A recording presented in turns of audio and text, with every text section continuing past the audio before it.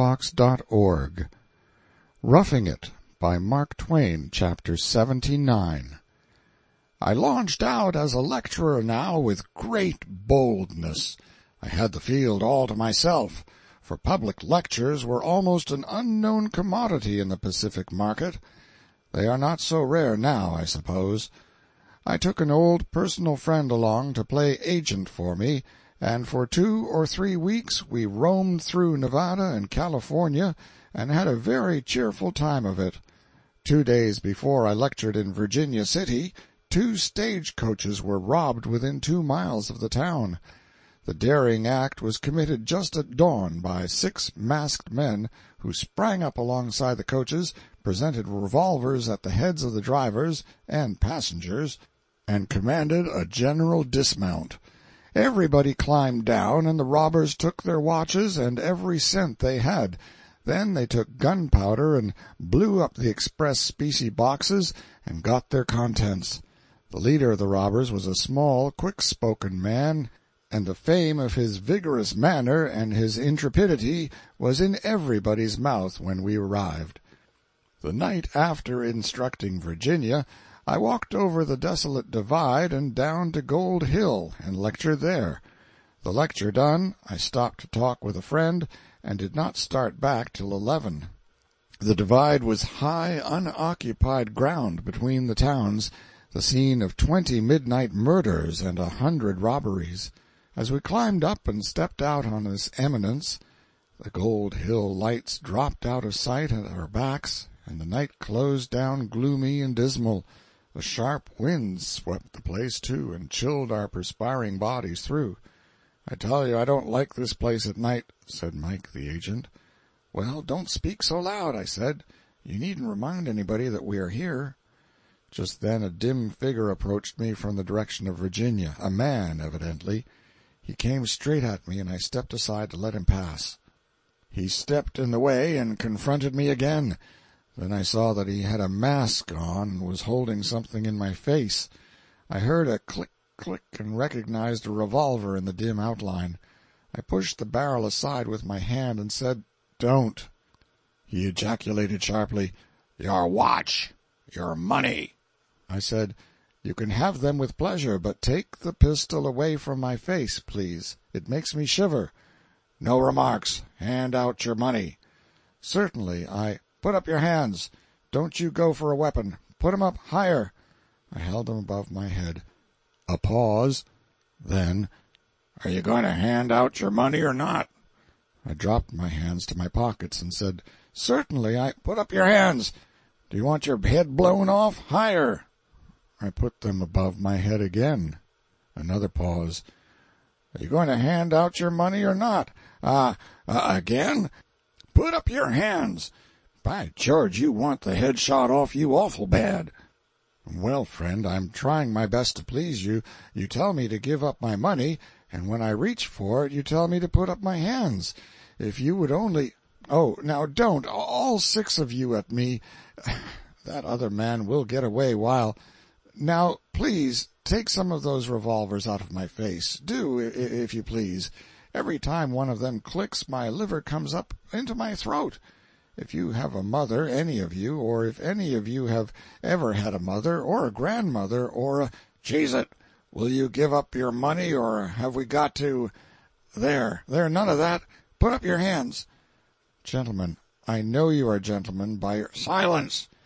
If you want to be facetious, young man, there are times and places more fitting. This is serious business." "You prick the marrow of my opinion. The funerals I have attended in my time were comedies compared to it. Now, I think—" "Curse your palaver! Your money! Your money! Your money! Hold! Put up your hands!" "Gentlemen, listen to reason. You see how I am situated. Now, don't put those pistols so close. I smell the powder. You see how I am situated. If I had 4 hands, so that I could hold up 2 and— "Throttle him! Gag him! Kill him!" "Gentlemen, don't. Nobody's watching the other fellow. Why don't some of you— "Ouch! Take it away, please." "Gentlemen, you see that I've got to hold up my hands, and so I can't take out my money. But if you'll be so kind as to take it out for me, I will do as much for you some—" "Search him, Beauregard, and stop his jaw with the bullet quick if he wags it again. Help, Beauregard, Stonewall." Then 3 of them, with a small, spry leader, adjourned to Mike and fell to searching him. I was so excited that my lawless fancy tortured me to ask my 2 men all manner of facetious questions about their rebel brother generals of the South, but, considering the order they had received, it was but common prudence to keep still. When everything had been taken from me, watch, money, and a multitude of trifles of small value, I supposed I was free, and forthwith put my cold hands into my empty pockets and began an inoffensive jig to warm my feet and stir up some latent courage, but instantly all pistols were at my head, and the order came again.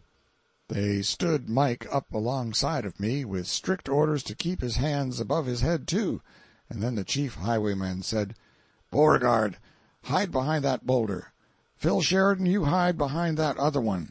Stonewall Jackson, put yourself behind that sage bush there. Keep your pistols bearing on these fellows, and if they take down their hands within 10 minutes or move a single peg, let 'em have it."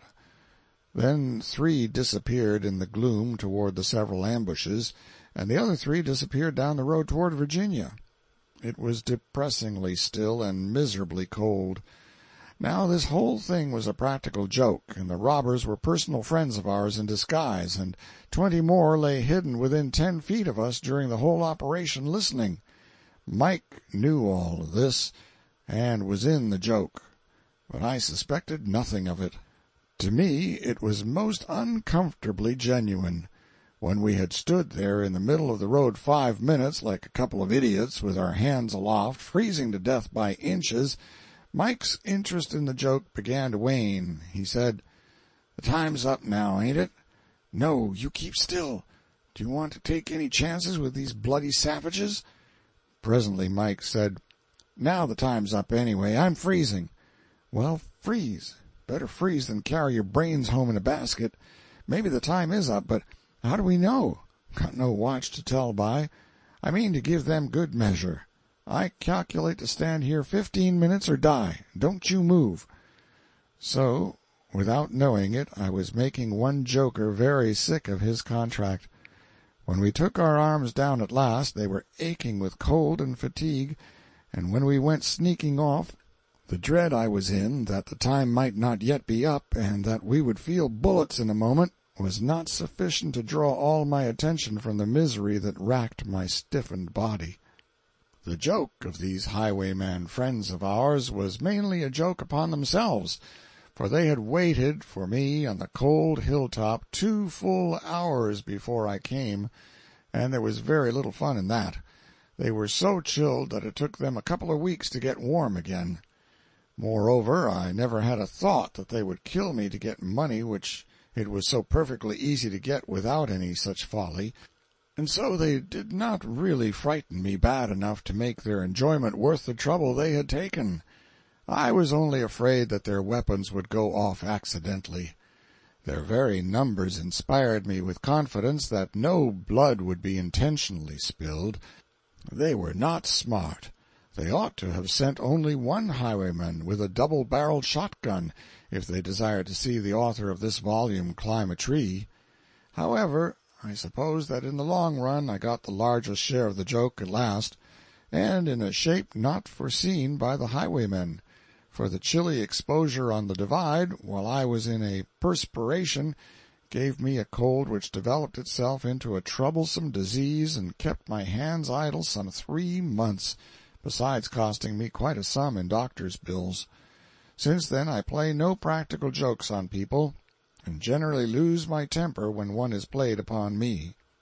When I returned to San Francisco, I projected a pleasure journey to Japan and thence westward around the world, but a desire to see home again changed my mind, and I took a berth in the steamship, bade good-bye to the friendliest and the livest, heartiest community on our continent, and came by the way of the Isthmus to New York, a trip that was not much of a picnic excursion, for the cholera broke out among us on the passage, and we buried 2 or 3 bodies at sea every day. I found home a dreary place after my long absence, for half the children I had known were now wearing whiskers or waterfalls, and few of the grown people I had been acquainted with remained at their hearthstones prosperous and happy. Some of them had wandered to other scenes, some were in jail, and the rest had been hanged. These changes touched me deeply, and I went away and joined the famous Quaker City European excursion, and carried my tears to foreign lands. Thus, after 7 years of vicissitudes, ended a pleasure trip to the silver mines of Nevada, which had originally been intended to occupy only 3 months. However, I usually miss my calculations further than that. Moral: if the reader thinks he is done now, and that this book has no moral to it, he is in error. The moral of it is this: if you are of any account, stay at home and make your way by faithful diligence. But if you are no account, go away from home, and then you will have to work, whether you want to or not. Thus you become a blessing to your friends by ceasing to be a nuisance to them, if the people you go among suffer by the operation. The End. End of chapter 79.